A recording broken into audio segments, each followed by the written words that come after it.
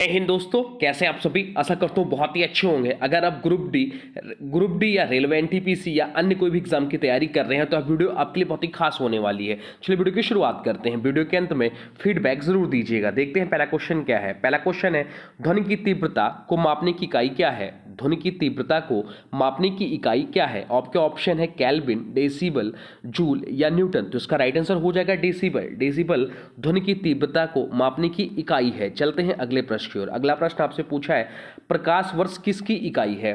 प्रकाश वर्ष जो है वह किसकी इकाई है। तो इसका जो राइट आंसर हो जाएगा वो हो जाएगा ऑप्शन बी। दूरी जो है प्रकाश वर्ष की इकाई है। प्रकाश वर्ष की जो इकाई है वह दूरी है।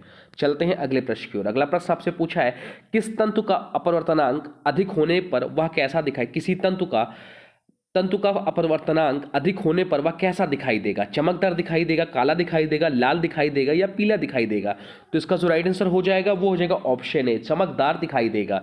चलते हैं अगले प्रश्न की ओर। अगला प्रश्न आपसे पूछा है, पानी का अधिकतम घनत्व कितने डिग्री सेल्सियस पर होता है। पानी का अधिकतम घनत्व कितने डिग्री सेल्सियस पर होता है। तो इसका जो राइट आंसर हो जाएगा वो हो जाएगा option B, 4 degree Celsius. 4 degree Celsius इसका राइट आंसर होता है। चलते हैं अगले प्रश्न की ओर। अगला प्रश्न आपसे पूछा है, परमाणु के नाभिक में कौन कौन से कण होते हैं। परमाणु के नाभिक में कौन कौन से कण होते हैं। तो इसका जो राइट आंसर हो जाएगा वो हो जाएगा ऑप्शन सी, प्रोटॉन और न्यूट्रॉन होते हैं। तो इसका राइट आंसर हो जाएगा जो हो जाएगा ऑप्शन सी, प्रोटॉन और न्यूट्रॉन होते हैं। चलते हैं अगले प्रश्न की ओर। अगला प्रश्न आपसे पूछा है, पौधों में प्रकाश संश्लेषण की क्रिया में किस गैस की आवश्यकता होती है। पौधों में प्रकाश संश्लेषण की क्रिया में किस गैस की आवश्यकता होती है। तो इसका जो राइट आंसर हो जाएगा वो हो जाएगा कार्बन डाइऑक्साइड। कार्बन डाइऑक्साइड इसका राइट आंसर हो जाएगा। चलते हैं अगले क्वेश्चन की ओर।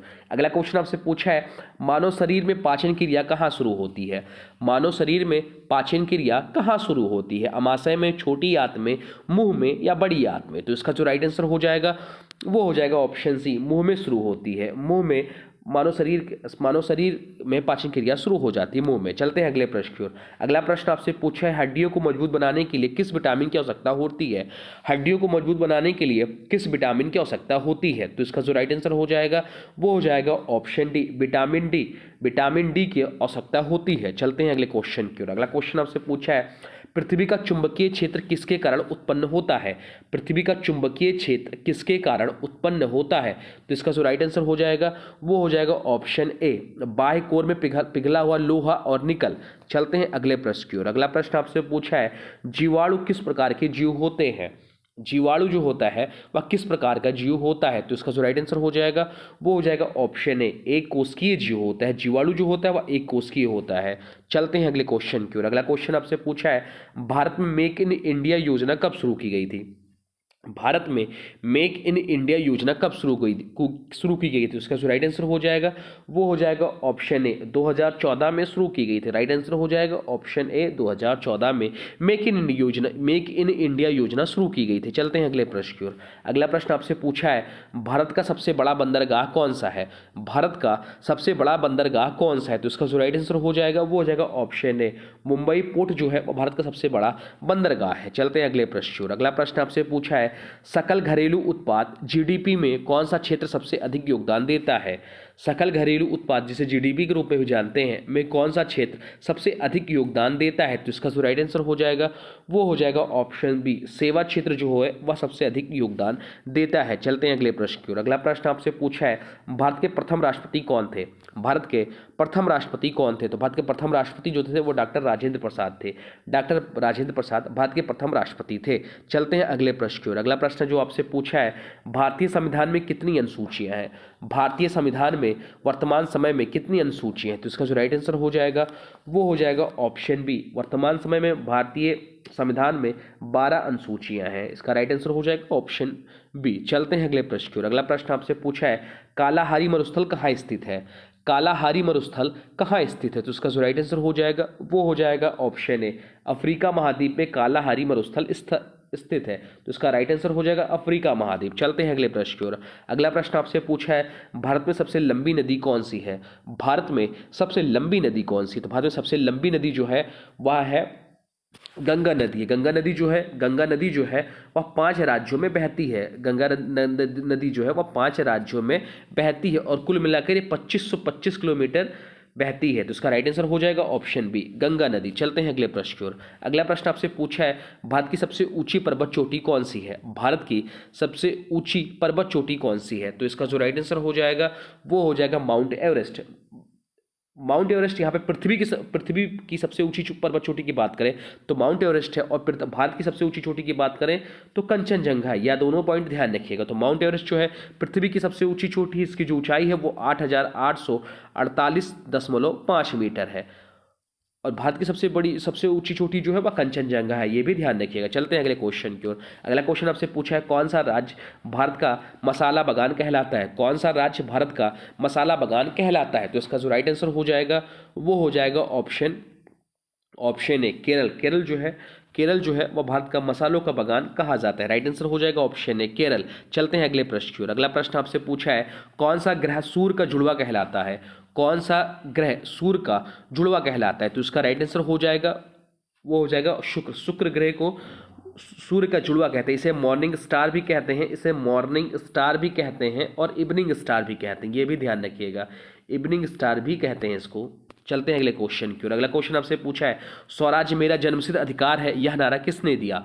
स्वराज्य मेरा जन्मसिद्ध अधिकार है, यह नारा किसने दिया? तो इसका जो राइट आंसर हो जाएगा वो हो जाएगा बाल गंगाधर तिलक स्वराज्य मेरा जन्मसिद्ध अधिकार है, यह नारा दिया। बहुत बड़ा एग्जाम में पूछता है यह क्वेश्चन। चलते हैं अगले क्वेश्चन की ओर। अगला क्वेश्चन आपसे पूछा है जालियांवाला बाग हत्याकांड किस वर्ष हुआ? जालियांवाला बाग हत्याकांड किस वर्ष हुआ? तो इसका जो राइट आंसर हो जाएगा वो हो जाएगा ऑप्शन बी 13 अप्रैल 1919 को जालियांवाला बाग हत्याकांड हुआ। तो राइट आंसर हो जाएगा ऑप्शन सी 1922। चलते हैं अगले प्रश्न की ओर। अगला प्रश्न आपसे पूछा है अकबर के दरबार में कितने रत्न थे? अकबर के दरबार में कितने रत्न थे या कितने 9 रत्न थे? तो इसका जो राइट आंसर हो जाएगा वो जाएगा ऑप्शन बी अकबर के दरबार में 9 रत्न थे। राइट आंसर हो जाएगा ऑप्शन बी। चलते हैं अगले प्रश्न की ओर। अगला प्रश्न आपसे पूछा है अशोक के शिलालेख किस भाषा में लिखे गए थे? अशोक के शिलालेख किस भाषा में लिखे गए थे? तो इसका राइट आंसर हो जाएगा वो हो जाएगा ऑप्शन बी पाली और ब्राह्मी दोनों भाषाओं में अशोक के शिलालेख मिलते हैं। चलते हैं अगले प्रश्न की ओर। अगला प्रश्न आपसे पूछा है महात्मा गांधी ने भारत छोड़ो आंदोलन कब शुरू किया था? महात्मा गांधी ने भारत छोड़ो आंदोलन कब शुरू किया था? तो इसका राइट आंसर हो जाएगा 1942 में महात्मा गांधी जी ने भारत छोड़ो आंदोलन शुरुआत की थी। महात्मा गांधी का जो जन्म हुआ था वो हुआ था 2 अक्टूबर 1869 को महात्मा गांधी जी का जन्म हुआ था। चलते हैं अगले क्वेश्चन की ओर। अगला क्वेश्चन आपसे पूछा है भारत का राष्ट्रीय पंचांग कौन सा है? भारत का राष्ट्रीय पंचांग कौन सा है? तो इसका जो राइट आंसर हो जाएगा वो हो जाएगा ऑप्शन सी इसका राइट आंसर हो जाएगा। शक संवत जो है वो भारत का राष्ट्रीय पंचांग है, तो इसका राइट आंसर हो जाएगा शक संवत जो है वो भारत का राष्ट्रीय पंचांग है। चलते हैं अगले क्वेश्चन की ओर। अगला क्वेश्चन आपसे पूछा है विश्व का सबसे ऊंचा जलप्रपात कौन सा है?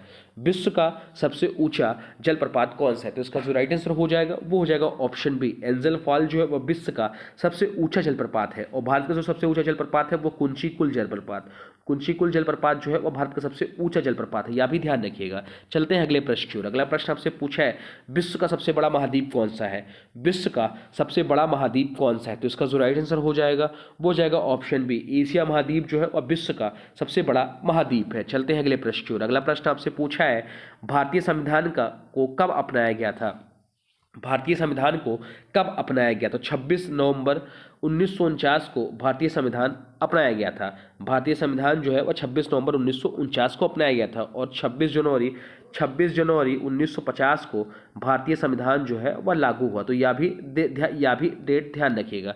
चलते हैं अगले प्रश्न की ओर। अगला प्रश्न आपसे पूछा है भारत में सबसे बड़ा सार्वजनिक क्षेत्र का बैंक कौन सा है?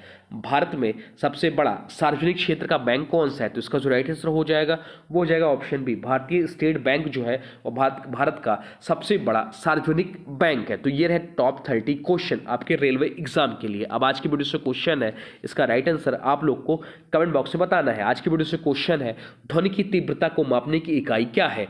ध्वनि की